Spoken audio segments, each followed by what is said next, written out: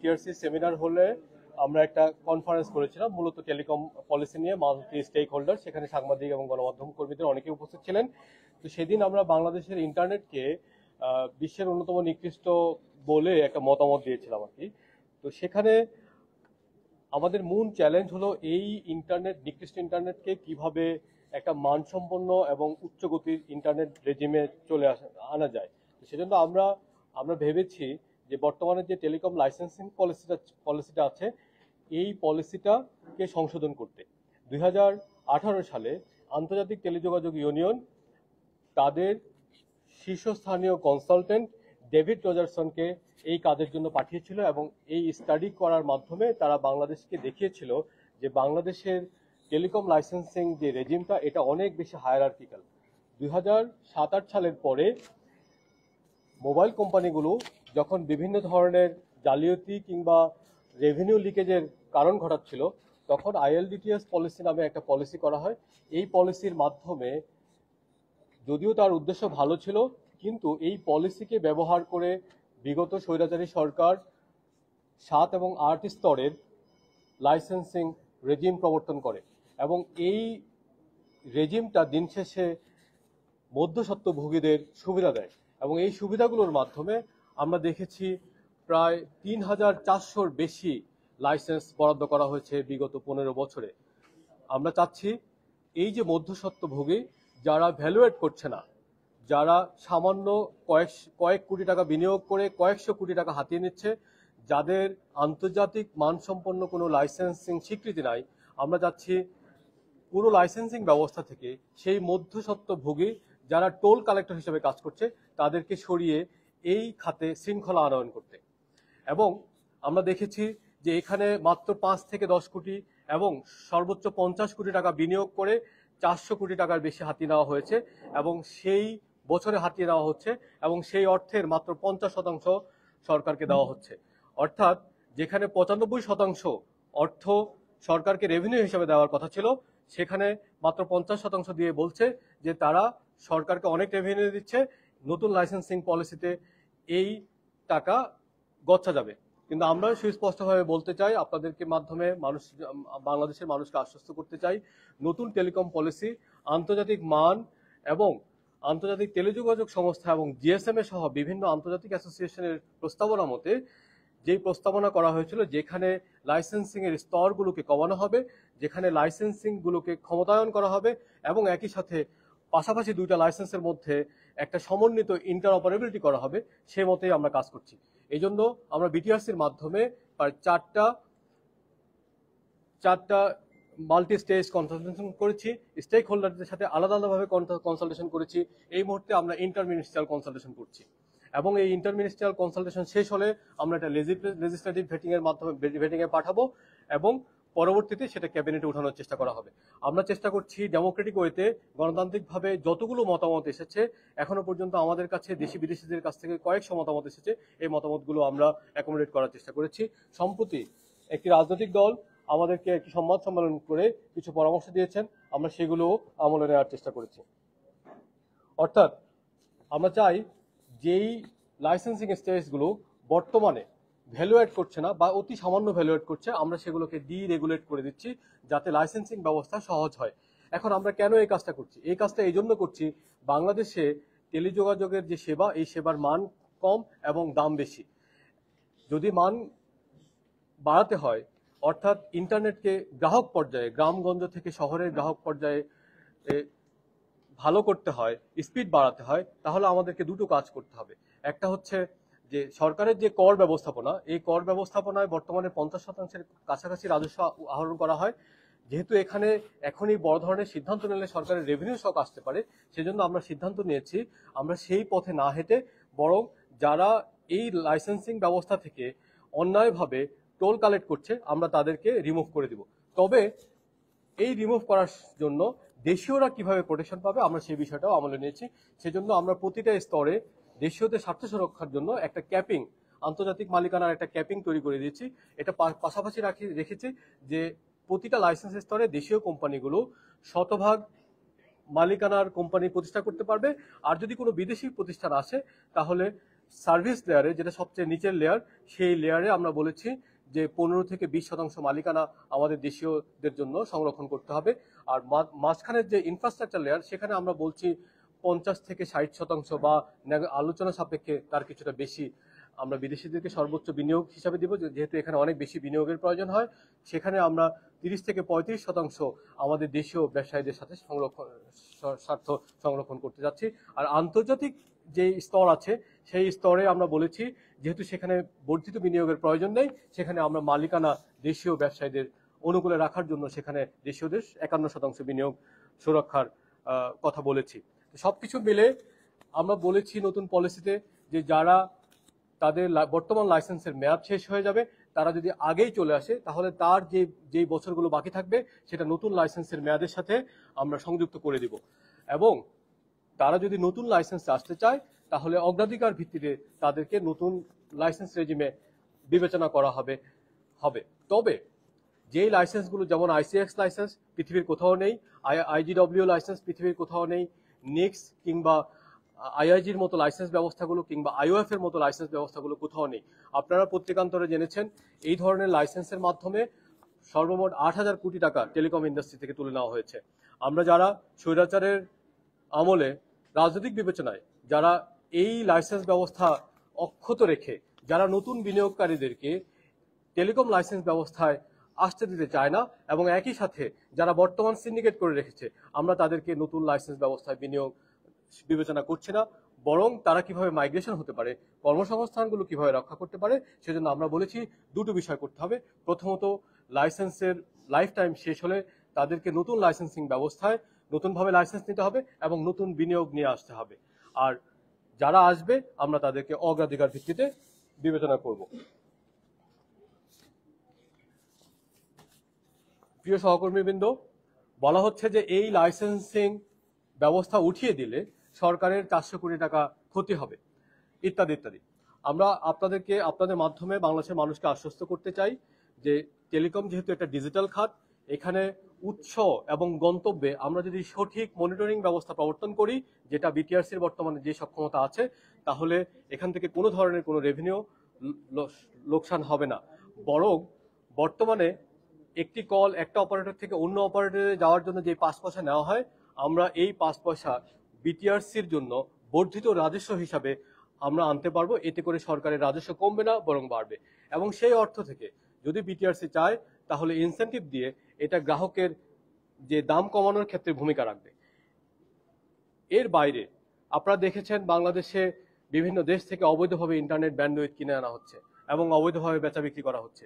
আমরা একটা পলিসি করেছি যে ব্যান্ডউইথ ক্রয় বিক্রয়ের ক্ষেত্রে সরকারি যে সাবমেরিন কেবল, তার মাধ্যমে ন্যূনতম 50% ব্যান্ডউইথ কিনতে হবে। কারণ আমরা একচেটিয়াভাবে ভারত নির্ভর হয়ে যাচ্ছিলাম। বাংলাদেশের প্রায় মোট ইন্টারনেটের প্রায় 70% ভারত নির্ভর হয়ে গিয়েছিল। সেজন্য এই পলিসির সুফল আমরা পেয়েছি। আমরা যখন দায়িত্ব নিয়েছি, তখন বাংলাদেশের সাবমেরিন কেবল কোম্পানির সিমিউই 4 এবং 5 এর মাধ্যমে সর্বোচ্চ 2.7 টেরাবাইট আসছিল। আজকে আমরা যখন আপনাদের সাথে কথা বলছি, এই ক্যাপাসিটি 2.7 টেরাবাইটে 3.7 টেরাবাইটে উন্নীত হয়েছে এবং সম্প্রতি স্টারলিংক আরো 200 গিগ ইন্টারনেট কিনেছে, এর মাধ্যমে প্রায় 3.9 টেরাবাইটে উন্নীত হবে। অর্থাৎ আমরা যে পলিসি আনছি, এই পলিসির মাধ্যমে রাষ্ট্রীয় প্রতিষ্ঠানগুলোর আয় বাড়ছে এবং এতে আমাদের বিদেশি যে রেভিনিউ লিকেজ, এই লিকেজটা বন্ধ হচ্ছে। একইভাবে আপনারা জানেন যে আইওএফ নামক একটা প্রতিষ্ঠান করা হয়েছিল, কনসোর্টিয়াম করা হয়েছিল। এই কনসোর্টিয়ামের মাধ্যমে প্রতিটি আন্তর্জাতিক কল আদান প্রদানের 10% কেটে নেওয়া হচ্ছিল এবং এই 10%-এর মাধ্যমে প্রায় 900 থেকে 1100 কোটি টাকা হাতিয়ে নেওয়া হয়েছে এবং এই টাকার 90% বেক্সিমকোর অ্যাকাউন্টে গিয়েছে মেনটেন্যান্স এবং আপগ্রেডেশনের নাম করে। অথচ ওই খাতে কোনো ধরনের কোনো মেনটেন্যান্স আপগ্রেডেশন হয়নি এবং এই ধরনের লাইসেন্স বিশ্বের কোথাও নেই। সেজন্য আমরা এই ধরনের লাইসেন্স ব্যবস্থা থেকে সরে এসে বাংলাদেশের টেলিকম লাইসেন্সকে একটি আধুনিকতম লাইসেন্স ব্যবস্থায় নিয়ে যেতে চাই এবং এই জন্য আমরা একটা ইনক্লুসিভ, যেখানে সবাই প্লে করতে পারবে, সবাই সবার দায়িত্ব এবং কর্তব্য জানবে, যে জন্য নতুন পলিসির শেষ দিকে আমরা বলেছি আমরা দুটো নতুন জিনিস ইনক্লুড করছি। একটা হচ্ছে লাইসেন্স অব্লিগেশন, অর্থাৎ যারা লাইসেন্স পাবে তাদেরকে তাদের লাইসেন্সের প্রথম, দ্বিতীয়, তৃতীয় বছরে তাদেরকে শুধুমাত্র শহরের কয়েকটা এলাকায় কাভারেজ দিয়ে তারা লাইসেন্স কন্টিনিউ করতে পারবে না। তাদেরকে বৈষম্যহীনভাবে গ্রামে এবং শহরে যেতে হবে, পাহাড়ে এবং সমতলে আসতে হবে, উপকূলে এবং মধ্যাঞ্চলে আসতে হবে। এবং যারা আমাদের বৈষম্যের শিকার, নিম্ন প্রান্তিক, যারা ডিসেবিলিটির শিকার, যারা ফিজিক্যালি এন্ডেঞ্জার্ড এবং যারা বিভিন্ন প্রাকৃতিক দুর্যোগ কবলিত, আমরা বলেছি সেবাগুলিকে এমনভাবে বিস্তৃত করতে হবে যাতে সবখানে সব সেবা সব সময় পৌঁছে। অর্থাৎ আমরা একদিকে বলছি লাইসেন্স নিয়ে সেটা ফেলে রাখা যাবে না, সেটা দিয়ে ব্যবসা করা যাবে না। অন্যদিকে আমরা বলছি এই লাইসেন্সের বিপরীতে যে সেবাটা, এই সেবাটা সমভাবে বাংলাদেশের সব মানুষের কাছে বিস্তৃত লাভ করতে হবে। দ্বিতীয় পর্যায়ে আমরা বলছি কোয়ালিটি অফ সার্ভিস। আজকে আপনারা দেখছেন যে একটা ভয়েস কল করতে গেলে একটু পর পর রিকানেকশন হয়, একটা হোয়াটসঅ্যাপ কল করতে গেলে রিকানেকশন হয়। আমরা বলেছি যে এই যে কোয়ালিটি অফ সার্ভিস, এটা আমরা নতুন বিটিআরস এর মাধ্যমে আমরা একটা নতুন কেপিআই, কি পারফরমেন্স ইন্ডিকেশন দিব। এই কেপিআই গুলো মানতে হবে। যদি এই কেপিআই গুলো না মানা হয় তাহলে তাদেরকে শাস্তির আওতায় আনা হবে। আর যারা এই কেপিআইতে ভালো করে তাদেরকে পুরস্কৃত করা হবে। সম্প্রতি বাংলাদেশের যে IIG, broadband internet service provider, ISP মালিকদের সাথে বসেছিলাম এবং ওনাদেরকে বোঝানোর চেষ্টা করছি যে আপনারা যে সার্ভিসটা দেন ব্রডব্যান্ডের নামে, এটা আসলে ব্রডব্যান্ড নয়। 5 Mbps কে ব্রডব্যান্ড বলা যায় না। সেজন্য তারা আমাদের ডাকে সাড়া দিয়ে সম্প্রতি 12 থেকে 15 Mbps ন্যূনতম ইন্টারনেট স্পিড হিসাবে সার্ভিস দেওয়ার ঘোষণা দিয়েছে। আমি আশা করি যে তারা এটা বাস্তবায়ন করবে এবং এটা বাস্তবায়ন করলে দেখা যাবে আমাদের অনেক মানুষ যারা বাইরে ম্যাক্রো নেটওয়ার্কে যারা ভালো সার্ভিস পান না, তারা ইনডোরে এসে ওয়াইফাই এর মাধ্যমে ভালো সেবা পাবেন। একই সাথে আমরা মোবাইল কোম্পানিকেও অনুরোধ করছি নতুন লাইসেন্সে যে বর্তমানে বাংলাদেশের মাত্র 20% টাওয়ার ফাইবারাইজেশনের আওতায় আছে। আমরা চাচ্ছি আগামী 2 বছরের মধ্যে এটা 80% যাবে। যদি যায় সেজন্য আমরা মোবাইল কোম্পানিগুলোকে কিছু সুবিধা দিয়েছি। একটাকে বহুল প্রচলিত DWDM এবং অ্যাক্সেস টু ফাইবার, অর্থাৎ ডার্ক ফাইবার যাতে তারা ভাড়া নিতে পারে। এতদিন এই সুবিধাগুলোকে বিভিন্ন প্রভাবশালী গোষ্ঠীর কারণে তাদের প্রভাবে বন্ধ করে রাখা হয়েছিল। আমরা এই বিষয়গুলোকে উন্মুক্ত করেছি। অর্থাৎ আমরা চাই ইন্টারনেটকে সহজ করতে, ইন্টারনেট সহজ করতে হলে ফাইবারকে সহজ করতে হবে এবং ফাইবারকে সহজ করতে গেলে বর্তমানের যে সিন্ডিকেটেড লাইসেন্স রেজিম আছে সেটাকে স্ক্র্যাপ করতে হবে এবং আপনাদের এবং বাংলাদেশের মানুষের সমর্থন নিয়ে আমরা সেই কাজটাই করে যাচ্ছি।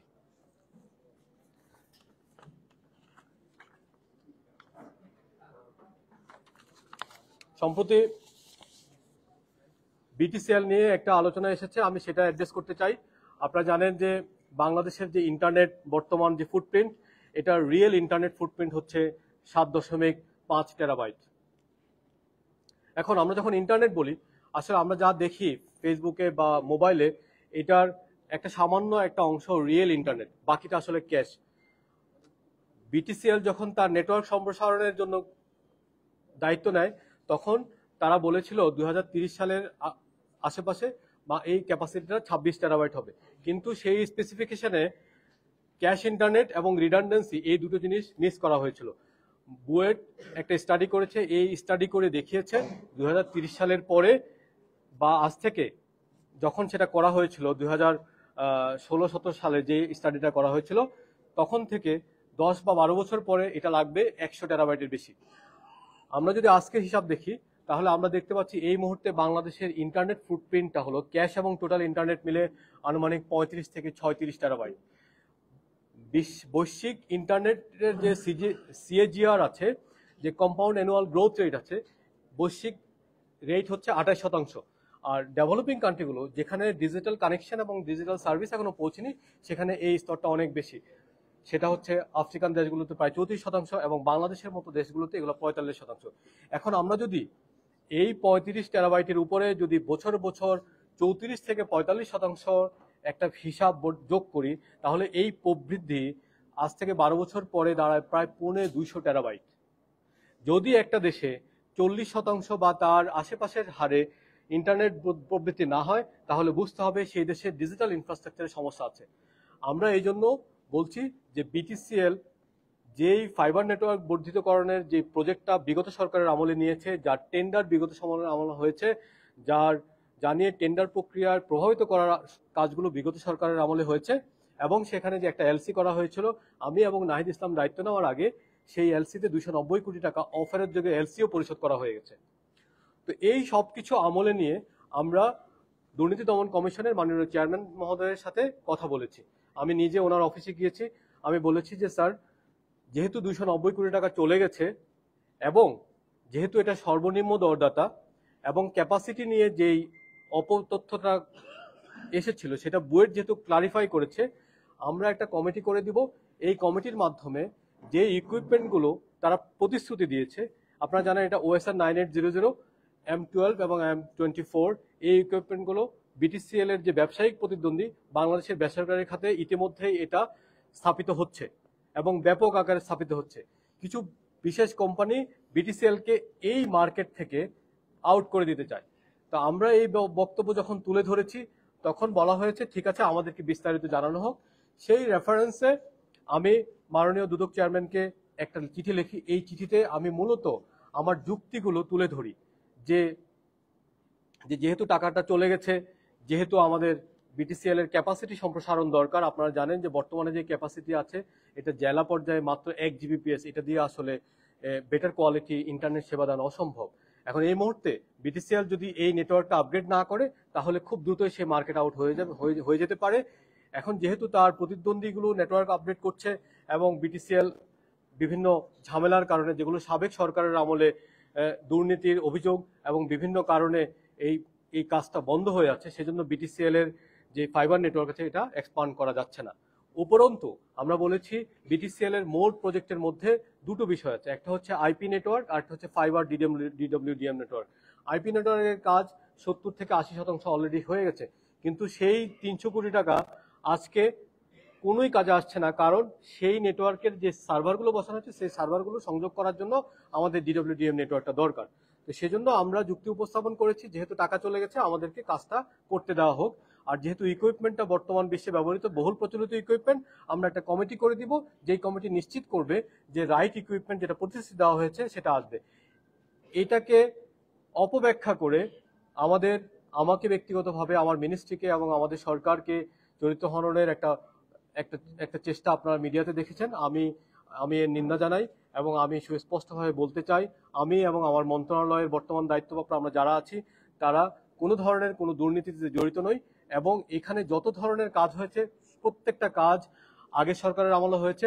আমরা শুধুমাত্র কিছু চিঠি আদান প্রদান করে আমাদের মতামত ব্যক্ত করেছি এবং মতামত ব্যক্ত করে চিঠির শেষ লাইনে মাননীয় দুদক চেয়ারম্যানের আন্তরিক সহযোগিতা প্রত্যাশা করেছি। এর বাইরে আমরা কোনো নির্দেশ দেইনি। আর উল্লেখ্য যে এখানে এই প্রজেক্টের বিপরীতে দুদকের পর্যবেক্ষণ ছাড়া কোনো ধরনের কোনো মামলা নেই। তো সুতরাং যেই বিষয়টা করা হচ্ছে, আমরা বলছি যদি এই কাজটা না করা হয় এবং এই এলসিটা না করা হয় তাহলে দুটো ঘটনা ঘটবে। 300 + 300 600 কোটি টাকার গচ্ছা যাবে এবং একই সাথে বিটিসিএল তার যে ডিডব্লিউডিএম বাজারে, এই বাজারে দুর্বল হয়ে এখান থেকে মার্কেট আউট হয়ে যাওয়ার একটা সম্ভাবনা আছে। তো সব মিলে আমরা বলতে চাই, আইসিটিতে আমরা যে কাজগুলো করছি আপনারা জানেন যে সেখানে আমরা প্রায় 2,500 কোটি টাকার অন্যায্য প্রকল্প বাদ দিয়েছি। আপনারা খেয়াল করে থাকবেন, নতুন বাজেটে আমরা কোনো ধরনের আইসিটি থেকে কোনো নতুন প্রকল্প তুলি নাই। এই জন্য তুলে নাই, একনেক মিটিংয়ে, এনএসির মিটিংয়ে আমি স্যারকে বলেছি যে স্যার, যেহেতু এখানে অনেক দুর্নীতি হয়েছে, 20টার মতো প্রজেক্ট আইসিটিতে আছে, 6টার মতো প্রজেক্ট পোস্ট এবং টেলিকমে আছে, আমি চাই এই প্রকল্পগুলোকে অপটিমাইজ করতে, অর্থাৎ এখানে একটা শৃঙ্খলা নিয়ে আসতে। এটা যখন শেষ হবে তখন আমরা নতুন প্রজেক্ট তুলব, সেটা দক্ষতা ট্রেনিং এবং দক্ষতা কেন্দ্রিক বিষয় হতে পারে। তবে আমরা আমাদের মন্ত্রণালয়ের সবাই মিলে আমরা চাচ্ছি যে বিদ্যমান যে স্পেসিফিকেশনগুলো আছে সেখানে আমরা অনেক ভুল পেয়েছি। যেমন ডেটা সেন্টার আছে কিন্তু সেখানে সাইবার সিকিউরিটির কোনো এলিমেন্ট নাই, মনিটরিং এর কোনো এলিমেন্ট নাই, এনভায়রনমেন্ট কন্ট্রোল করার জন্য কোনো এলিমেন্ট নাই। আমরা এমন কোনো টেন্ডার দিইনি যেখানে যে কোম্পানিটি ফাইন্যান্সিয়াল এবং টেকনিক্যাল ইভ্যালুয়েশনে নাম্বার 1 হয়নি।